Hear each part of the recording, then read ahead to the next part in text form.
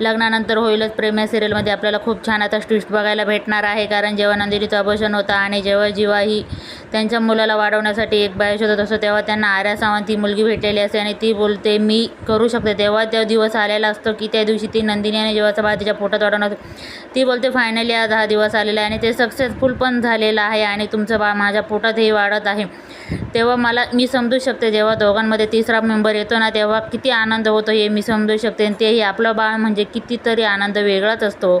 तेव्हा नंदिनी खूप खुश झालेली असते आणि जीवाच्या डोळ्यातून अश्रू येते आणि नंदिनीच्या. तेव्हा आर्या बोलते तू माझ्या पोटावर हात ठेव आणि तुझ्या बाळाला तू मिस करू शकते, तुझ्या बाळाची तू उष्णता खूप जाणवू शकते. तेव्हा नंदिनीच्या ती तिच्या पोटावर हात ठेवते आणि इकडनं ही रम्या आलेली असते. रम्या बोलते हे दोघंजण इथे आणि ही बाई कोण आहे. नंदिनी तिच्या पोटावर हात का ठेवते आणि जीवा तिच्यासमोर का हात जोडते. मी या सगळ्यांचा विचार करून आणि या सगळ्यांचा बघणार, कारण यानेच मला घराच्या बाहेर काढलं होतं आणि हेच बोलले होते ना की तुझ्यामुळे माझ्या बाळाला धोका आहे.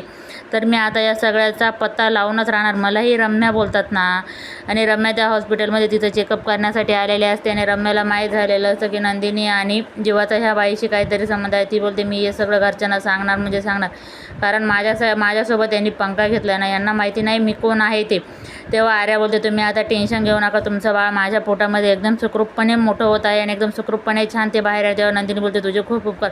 तेव्हा आर्या बोलते मैत्रीमध्ये हे चालतंच ग, उपकार कशाचे मानतेस तू. मी तर भाग्यवान आहे की मला माझ्या मैत्रिणीची काहीतरी हेल्प करायची मिळालेली आहे. तुला काय वाटतं ग, तू कशाला एवढा टेन्शन घेते. तेव्हा नंदिनी बोलते ठीक आहे. तेव्हा आर्या बोलते तुम्ही आता घरी जा आणि निवांत राहा, कारण तुमचं बाळ एकदम सुखरूप आहे. तेव्हा नंदिनी आणि जेव्हा एकमेकाला मिठी मारतात आणि आर्या नंदिनीला मिठी मारते आणि रम्या बोलते याचं काहीतरी सोक्षमोक्ष मी आता लावूनच राहणार.